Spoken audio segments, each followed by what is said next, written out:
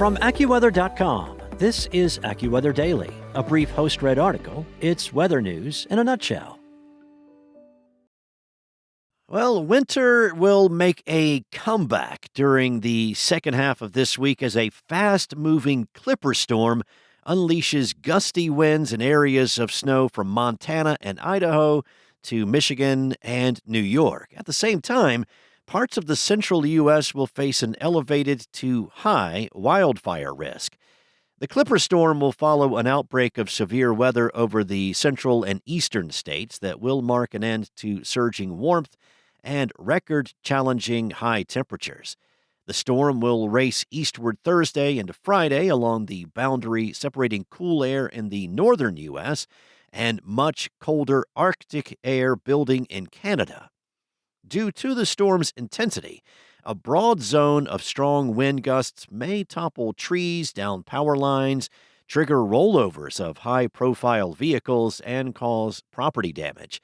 Flying debris will be a concern. Any unsecured objects, such as trash cans, animal food bins, outdoor furniture, could become projectiles.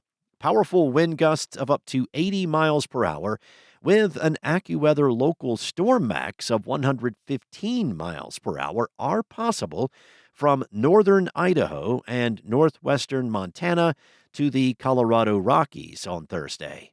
A much broader area of 40 to 60 mile per hour gusts will extend eastward to Indiana, Ohio, and southern Michigan.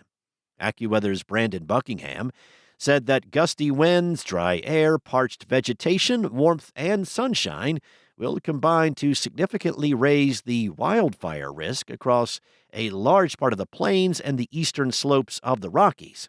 Rain and snow have been scarce in this region during the winter. The fire risk will be especially high in areas where seasonal greenup has not yet occurred, including much of the Nebraska Panhandle and areas near Cheyenne, Wyoming. As the potent clipper storm races eastward, the zone of gusty winds will shift across the Midwest and into parts of the Northeast on Friday. A ribbon of wind gusts up to 60 miles per hour with an AccuWeather local storm max of 70 will be possible along portions of Interstates 70 and 80.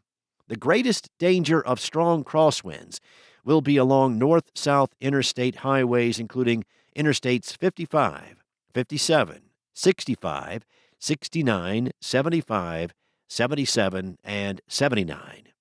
Power outages are likely as large tree limbs break or whole trees come crashing down. Be sure to keep cell phones charged. A portable generator may be needed for more lengthy outages. North of the storm's center, a 1,500-mile-long swath of accumulating snow will quickly spread eastward from Thursday into Friday night. Many areas from North Dakota to northeastern New York and northern Maine will receive 1 to 3 inches of snow. The zone most likely to receive 6 to 12 inches will encompass much of northern Michigan. AccuWeather's Matt Benz said that brief periodic blizzard conditions may develop in some areas as a result. The area most likely to have a sustained true blizzard is over Michigan's Upper Peninsula. An even stronger storm with potentially heavier snow will affect the Great Lakes region later this weekend. That upcoming storm will bring a blast of Arctic air from the Midwest to the Northeast during the first part of next week. Well, despite winter re-emerging for a lot of folks in the U.S., winter barely showed up the way it usually does for millions of people from Oregon to Texas this season. 9 states logged their warmest meteorological winter on record, defined as December 1st through the end of February. These dates are agreed upon by meteorologists for record-keeping and comparison purposes, but the historical average dates of the lowest temperatures varies from city to city. NOAA's National Centers for Environmental Information, which has records dating back to 1895, said this winter was the warmest in Oregon, Nevada, Arizona, Utah, Wyoming, Colorado, New Mexico, Texas, and Oklahoma. Another 5 states experienced their second warmest meteorological winter on record, those being Montana, Idaho, California, Nebraska, and Kansas.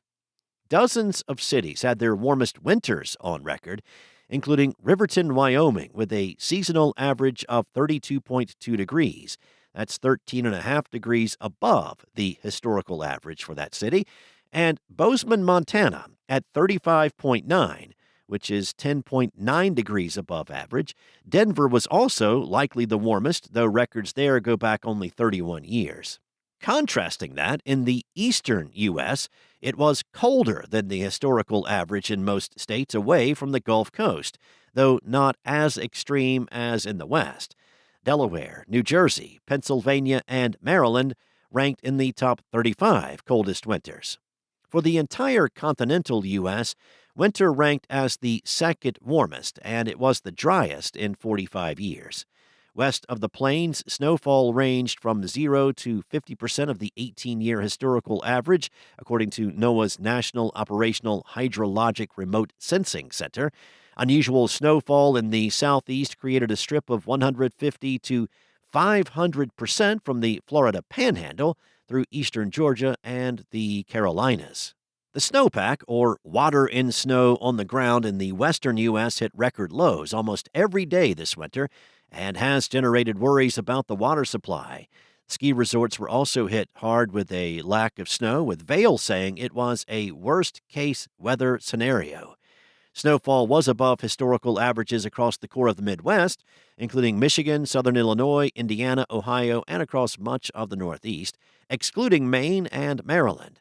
Many New England ski areas and I-95 residents got a lot more snow than the historical average. That's all for now. You can find more regional forecasts and science-based articles at AccuWeather.com. And for your local forecast at your fingertips, download the AccuWeather app. Enjoy the rest of your day, be weather aware, and I'll be back tomorrow with more from AccuWeather.